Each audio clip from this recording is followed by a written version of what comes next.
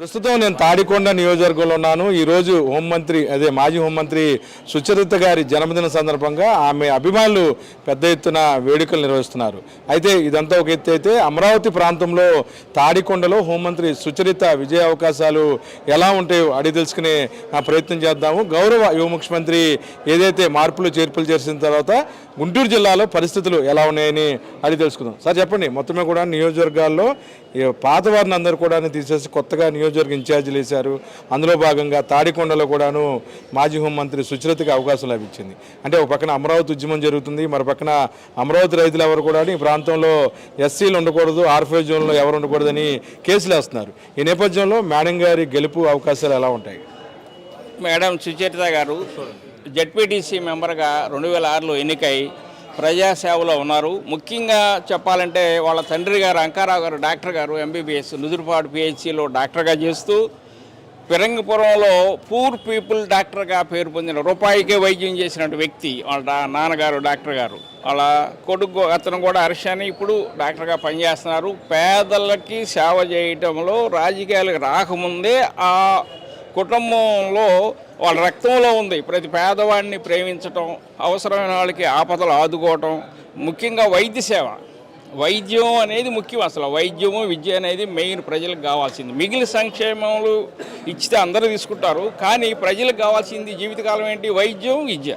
ఈ రెండు సుచరిత మేడం గారి ఇంట్లో ఎప్పటి నుంచో ఉన్నాయి. గత 50 సంవత్సరాల నుంచి వాళ్ళ ఇంట్లో సమాజ సేవ జరుగుతూ ఉంది. ఆ క్రమంలో మేడం గారు రాజకీయాల్లోకి వచ్చి రాజకీయాల్లో కూడా అదే వాళ్ళ నాన్నగారి పందాన్ని అనుసరిస్తూ పేదల పట్ల ప్రేమ, అభిమానం, ఎవరికి ఏ ఇబ్బంది ఉన్నా కూడా ఆ ఇబ్బందులు తీర్చే వ్యక్తుల్లో మొట్టమొదటి ఉండే వ్యక్తి.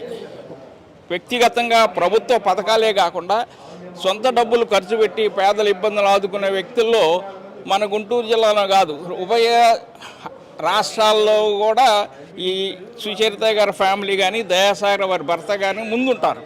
చాలామందికి ఐఏఎస్ కోచింగ్లు కానీ, గ్రూప్ 1 కోచింగ్ కానీ, కోచింగ్లే పెట్టి పేద పిల్లలకి కోచింగ్ సంఖ్యలు ఉన్నాయి. గ్రూప్ 1, గ్రూప్ 2, సివిల్ సర్వీస్ కూడా ఒకళ్ళిద్దరు ముగ్గురికి అయితే అసలు సివిల్ సర్వీస్ కోచింగ్కే మొత్తం దయాసాగర్గా ఖర్చు పెట్టి వాళ్ళ విద్యా అభివృద్ధికి ప్రోత్సహించి వాళ్ళన్ని ఖర్చులు భరాయించే వ్యక్తి ఈ రోజులు ఎవరు లేరు. మహా వస్తే ఒక 2000 ఇచ్చి 3000 ఇచ్చి చేతులు దులుపుకునే పొమ్మనేవాళ్ళే కానీ ఈ కుటుంబంలో మాత్రం ఆ విధానం లేదు.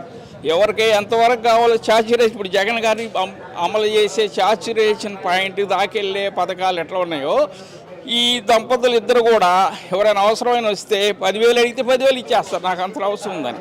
అందులో ఈ బేరమాడి 2,000 ఇచ్చి దీంతో సరిపెట్టుకునే మనుషులు కాదు. అందువల్ల ఏంటంటే వీళ్ళకి ప్రేమ ఉంది, సమాజం పట్ల గౌరవం ఉంది, అందరి పట్ల వినయం విధేయతలతో ఎప్పుడు కూడా భార్య భర్తలు ఇద్దరు మేడం గారు కానీ దయాసాగర్ గారు కానీ కోపడినట్టు కానీ ఎవరైనా సహాయంకి వచ్చిన వాళ్ళని మొఖం తప్పించడం కానీ ఇసుక్కోవటం కానీ ఎప్పుడు చేయరు.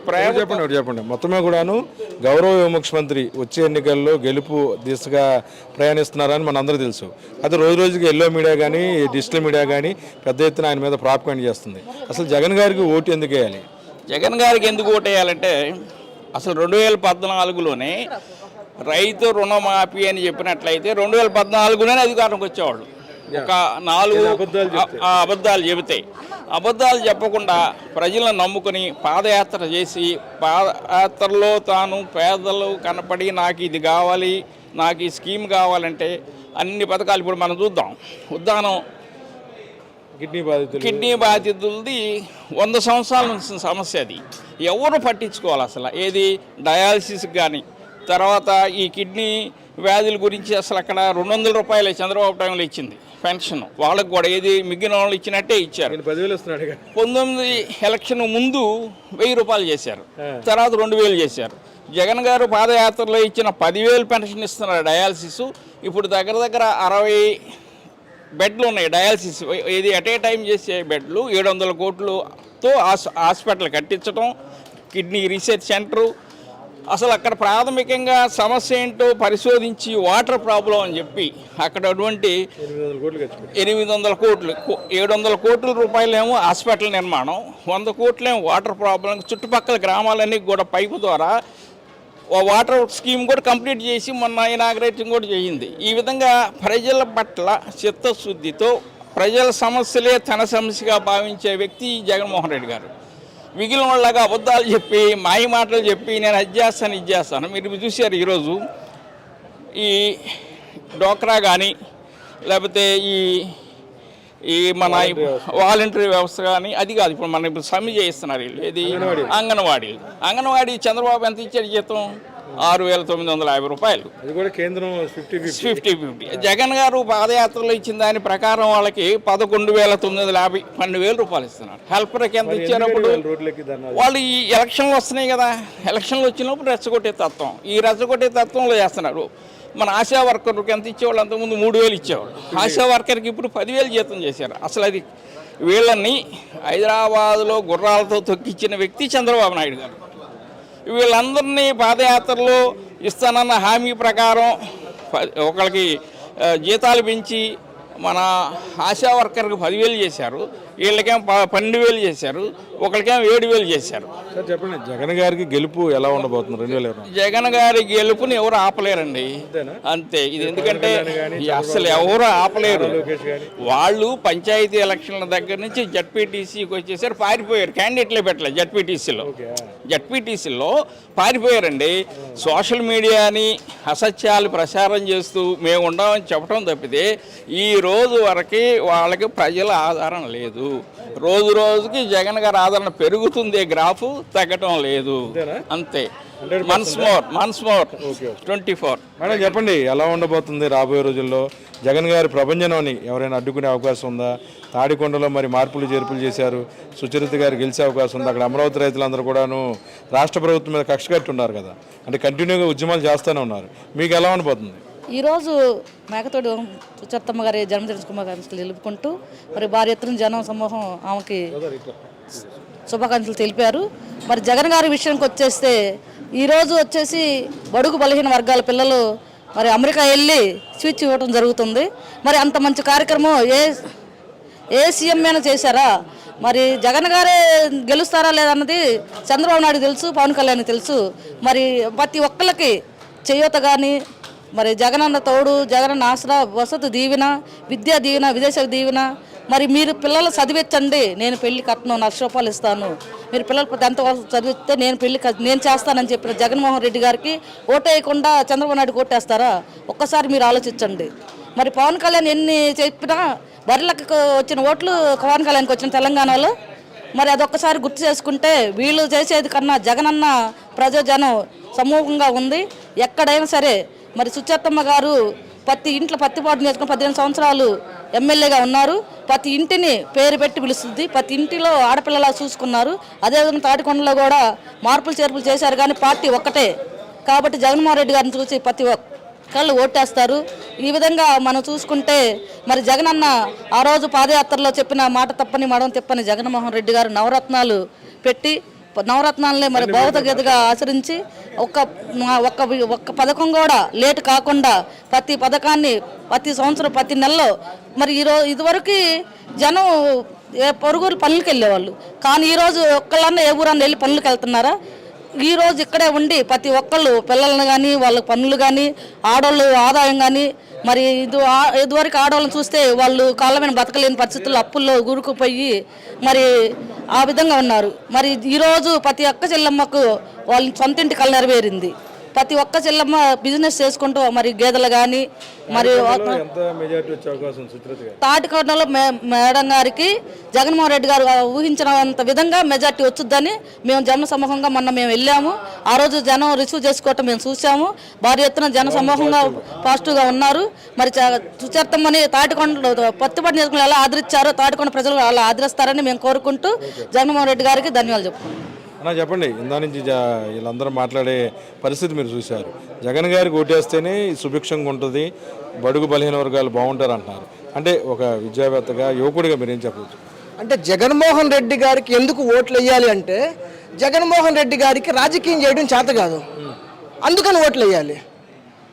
ఎందుకని చెప్తా ఉన్నామంటే ఈ రోజున రాజకీయ నాయకులు ఏదైతే ఓటు హక్కు 18 సంవత్సరాలు నిండిన తర్వాత ఎవరికైతే ఉంటారో వాళ్ళని తమ ఓటు బ్యాంకుగా లేకపోతే వాళ్ళకి లబ్ధి చేకూర్చేటువంటి కార్యక్రమాలు అన్ని రాజకీయ పార్టీల అధినేతలు చేస్తూ ఉంటారు. కానీ జగన్మోహన్ రెడ్డి గారి యొక్క మానవత్వం చూసుకుంటా ఉన్నట్లయితే వారి తండ్రి గారు ఏ విధంగానైతే చేసి ఉంటా ఉన్నారో విద్యని కానీ ఆరోగ్యాన్ని కానీ ప్రధానమైనటువంటి ఆ రెండు కళ్ళుగా తీసుకొని కోవిడ్ టైం లోపల కూడా సంక్షేమాన్ని అభివృద్ధిని రెండు కళ్ళుగా తీసుకొని నేను ఎందుకు జగన్మోహన్ రెడ్డి గారికి రాజకీయాలు చేయరు అని చెప్పి అంటున్నానంటే ఈ రోజున మనం చూసుకుంటా ఉన్నట్లయితే నాడు నేడు అనేటువంటి ఒక బృహత్తరమైనటువంటి పథకాన్ని తీసుకొచ్చి ఆ పసిపిల్లలకి పౌష్టికాహారం లేకోకుండా చనిపోయేటువంటి అనేకమైనటువంటి ఈ పరిస్థితులు గమనిస్తూ ఉన్నాం. విద్యా వ్యవస్థలోనే కాకోకుండా అంటే అంగన్వాడీ స్కీమ్లో తీసుకుంటా ఉంటే పిల్లోడు శిశువు పుట్టే ముందు అంటే ఆ తల్లికి మంచి ఫీడింగ్ ఇవ్వడం కానీ అంటే పిల్లోడు పుట్టడానికి అవసరమైన పౌష్టికాహారాన్ని ఇవ్వడం దగ్గర నుంచి అంగన్వాడీస్ లోపల ఇంగ్లీష్ మీడియం ఎడ్యుకేషన్ అయితేనేమి, ప్రైమరీ స్కూల్స్ లోపల జగనన్న గోరుముద్ద, వసతి దీవెన, విద్యా దీవెన, అదేవిధంగా ఇంగ్లీష్ మీడియం ఎడ్యుకేషను వచ్చే సంవత్సరం నుంచి ఈ యొక్క విద్యాలయాల్లో చదివేటువంటి ఈ యొక్క ప్రభుత్వ పాఠశాలలో చదివేటువంటి వారి కోసము విదేశీ విద్యా బోధన అంటే German language, Italy, Spanish, French అంటే చదువుకి ఎప్పటికీ కూడా ప్రతిభకి చదువుకి ఆర్థికంగా డబ్బులు అడ్డం రాకూడదు అని చెప్పేసి కేవలం ఒక మంచి మనసుతోటి ఆయన చేస్తూ ఉన్నారు. మరి ఈ రోజున విద్యార్థులు 8th క్లాస్ చదువుకునే వాళ్ళు లేకపోతే 10th క్లాసు 3rd క్లాస్ చదువుకునే వాళ్ళు వాటర్లు కాదు, వాళ్ళని ప్రలోభ పెట్టాల్సిన అవసరం లేదు. సో కాబట్టి జగన్మోహన్ రెడ్డి గారు ఏం చేసినా కానీ ఏంటంటే ఆయన రాజకీయ కోణంలో కాకోకుండా ఈ యొక్క సమాజాన్ని దాదాపుగా అంటే ఒక 30 సంవత్సరాలు 40 సంవత్సరాల తర్వాత ఎట్లా ఉంటుంది ఒక ఫోర్కాస్ట్, ఒక రాజ్యనీతి కలిగినటువంటి ఒక నాయకుడు మనం పక్కన చూసుకుంటూ ఉన్నట్లయితే ఒక 40 years ఇండస్ట్రీ ఉన్నటువంటి మరి ఎకనామిక్స్ లోపల పట్టభద్రుడైనటువంటి చంద్రబాబు నాయుడు గారిని చూసుకుంటా ఉన్నట్లయితే ఆయన 94 లోపల విజన్ 2020 అంటారు, ఇప్పుడేమో 2047 అంటారు. అంటే ఒక 40-70 సంవత్సరాల తర్వాత ఏం చేస్తానో చెప్తా ఉంటారు కానీ ఏం చేయరు. జగన్మోహన్ రెడ్డి గారు ఇంకో కారణం ఏం చెప్పాలంటే కోవిడ్ టైం లోపల పక్క రాష్ట్రాల లోపల నుంచి మన స్టేట్ నుంచి పాస్ అయ్యేటువంటి అనేక మందికి చాలా విపరీతంగా కార్మికులకి అయితేనేమైతే సంక్షేమం విపరీతంగా చేస్తుంటా ఉన్నారు. అంటే ఈ కారణం చూసుకొని రాష్ట్ర ప్రజలందరూ కూడా జగన్మోహన్ రెడ్డి గారికి ముక్త కంఠంతో ఏంటంటే ఇంతటి మంచి సంక్షేమ పథకాలు అవునండి. ఇప్పుడు చాలామంది చెప్తా ఉన్నారు, ఇప్పుడు సోకాల్డ్ ఎవరైతే కొంతమంది మేధావులుగా భావించేటువంటి వారు పథకాలు ఇచ్చేస్తూ ఉన్నారు, పథకాల వల్ల డబ్బులు నాశనం చేస్తూ ఉన్నారు అని కుహానా మేధావులు మాట్లాడుతూ ఉన్నారు. ఆర్థిక శాస్త్రం లోపల నోబెల్ అవార్డు వచ్చినటువంటి గొప్ప ఆర్థికవేత్తలు ఏం చెప్తా ఉన్నారు అంటే ఈ మోడల్ ఏదైతే ఉందో ఒక ఆర్థిక వ్యవస్థ, ఒక ప్రభుత్వం నుంచి ప్రభుత్వం యొక్క ధనం, ప్రభుత్వం అంటే ఎవరు? ప్రజల చేత ప్రజల కొరకు ఏర్పడిందే ప్రజాస్వామ్య ప్రభుత్వం. ఈ యొక్క ప్రభుత్వం మనీ అనేది ప్రజలకి రావడం అనేది ప్రభుత్వం చేయాల్సినటువంటి లక్షణం. అనేక సంక్షేమ పథకాల ద్వారా దాదాపు 2.5 లక్షల కోట్లు దాదాపు ప్రజలకు వేయడం వల్ల ఈ ప్రజలు ఏం చేస్తూ ఉన్నారు, దీన్ని డొమెస్టిక్ మార్కెట్ లోపల, దేశీయ మార్కెట్ లోపల దీన్ని ఖర్చు పెడతా ఉన్నారు. వాళ్ళు సరుకులు తీసుకుంటూ ఉంటున్నారు, వాళ్ళ పిల్లల చదువులకు కానీ ఈ రకంగా చేయడం వల్ల ఏమైపోతా ఉందంటే డొమెస్టిక్ మార్కెట్ మన దగ్గర ఉండేటువంటి జాతీయ ఆర్థిక వ్యవస్థ బలపడతా ఉన్నది, కుటీర వ్యవస్థ బలపడతా ఉంది, చిన్న సన్నకారు రైతులు బలపడతా ఉన్నారు. రైతులకంటే ప్రతి స్కీమ్ కంటే అంటే ప్రతి సెక్టార్ని అంటే వీళ్ళకి అన్యాయం చేశారు అని చెప్పుకోవడానికి వీలు లేనటువంటి విధంగా ప్రజా పరిపాలన చేస్తూ ఉంటే ఇంకా జగన్మోహన్ రెడ్డి గారికి కాకుండా ఇంకేం చేస్తూ ఉంటారు. సేమ్ ఇదే లక్షణాలను పుణికిపుచ్చుకున్నటువంటి వారి సోదరిగా రాష్ట్ర ప్రభుత్వం భావించేటువంటి సుచరితమ్మ గారు ప్రతిపాడు అయితేనేమి, తాడుకొండ అయితేనేమి, మరి ఇంకోటి అయితేనేమి దాదాపుగా ఈ యొక్క సుచరితమ్మ గారి యొక్క మరి భర్త గారైనటువంటి దయాసాగర్ గారు దాదాపుగా 3 దశాబ్దాలకు పైగా అనేకమైనటువంటి విద్యారంగం లోపల అనేకమైనటువంటి విప్లవాత్మక మార్పులు తీసుకొని వస్తూ కేవలం చదువునే ప్రతిభనే కొలమానంగా తీసుకొని ఎస్సీ ఎస్టీలనే కాదు లేకపోతే కొన్ని వర్గాలకే పరిమితం డిప్రెస్డ్ పీపులే కాకుండా బీసీలే కావచ్చు, లేకపోతే అగ్రవర్ణాల లోపల ఉండి చదువుకి ఇబ్బందిగా ఉన్నటువంటి పేదలకి అగ్రవర్ణాల్లో ఉన్నటువంటి పేదలను కూడా హక్కున చేర్చుకొని ఆయనకి విద్యాదానం చేసినటువంటి గొప్ప కుటుంబం ఈ కుటుంబం. అనేక మంది అమరావతి రైతులు అగ్రకులాలు ఎవరైతే అక్కడ ఉద్యమాలు చేపిస్తున్నారో సుచరిత గారిని ఊర్లో కూడా రానివని చెప్పి కొంతమంది చెప్తున్నారు, వారికి మీరేం చెప్తారు? అంటే ఈ యొక్క మనం ఏం చూసుకుంటా ఉన్నట్లయితే మేము ఒక పెత్తందారీ వ్యవస్థ టైప్ లోపల మేము రానియం అని చెప్పేసి అనడానికి ఎవరైతే చెప్తా ఉన్నారో ఎక్కడో బెంగళూరులో కూర్చొని అమెరికాలో కూర్చొని లేకపోతే ఇక్కడ కూర్చొని ఐఫోన్లు పట్టుకొని ఐవాచ్లు పెట్టుకొని చేసుకుంటూ ఉంటారు. రైతు ఎవరు కూడా రైతు పొలంలో ఉంటారండి. రైతు భూమి తల్లిని ముద్దాడి ప్రజలకి అంటే 10 మందికి అన్నం పెడదామని చెప్పేటువంటి వాళ్ళని రైతులు అని చెప్పి అంటారు. రైతుల గురించి ఒక మాట్లాడాల్సిన కనుక విషయం వస్తూ ఉంటున్నట్లయితే విశాఖ ఉక్కు కోసం అనేకమైనటువంటి భూములను సమర్పించుకొని వారికి నష్టపరిహారం కానీ ఏమి లేకోకుండా ఇబ్బంది పడుతూ ఉన్నటువంటి రైతులు ఉంటా ఉన్నారు. ఎస్, ఇక్కడ రైతులు కొంతమంది ఉంటా ఉన్నారు, రైతులు ఇబ్బంది పడుతూ ఉన్నారు. మేము ఇక్కడికి రానియము అంటే ఆధిపత్య మైనటువంటి ధోరణితోటి చేసే టైప్ ఆఫ్ ఏదో కొంతమంది ఉంటారు సమాజం లోపల కొంతమంది ఉంటారు. సో మనం వాళ్ళని పరిగణలోకి తీసుకోవాల్సిన అవసరం లేదు.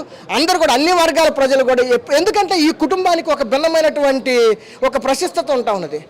నేను చెప్పినటువంటి ఇప్పుడు సుచరిత గారు కానీ దయాసాగర్ గారు కానీ వీళ్ళు కులాలకి మతాలకి అతీతంగా అందరినీ హక్కున చేర్చుకొని వారికి సమస్యలు తీర్చినటువంటి పరిస్థితి ఉంటుంది. ఒకవేళ నిజంగా అక్కడ ఉన్నటువంటి రైతులకి కొంత ఇబ్బంది కనుక ఉన్నట్లయితే వాళ్ళను కూడా వాళ్ళకు ఉన్నటువంటి సమస్యలను కూడా తప్పకుండా ఈ కుటుంబం తీరుస్తారని చెప్పేసి ఏదైతే జగన్మోహన్ రెడ్డి గారి అంశం ఏదైతే ఉందో ఆ టైప్ ఆఫ్ అటువంటి సుగుణాలను కలిగినటువంటి 0% కరప్షన్ ఉన్నటువంటి కేవలం సేవ చేయడం కోసమే రాజకీయాల్లోకి వచ్చినటువంటి ఒక సుచరిత గారి కుటుంబాన్ని ఈ రాష్ట్ర ప్రజలు ఎక్కడున్నా కానీ ఆదరిస్తారని చెప్పి మేము ముక్తకంఠంగా నమ్ముతూ ఉన్నాము. ఎందుకంటే ఆ రోజున పెరంగపురం జడ్పీటీసీగా వచ్చిన దగ్గర నుంచి కూడా ఇప్పటి వరకు కూడా దాదాపుగా జగన్మోహన్ రెడ్డి గారు గత సమయం లోపల హోంమంత్రిగా మంచి అవకాశాన్ని ఇచ్చి ఉన్నారు.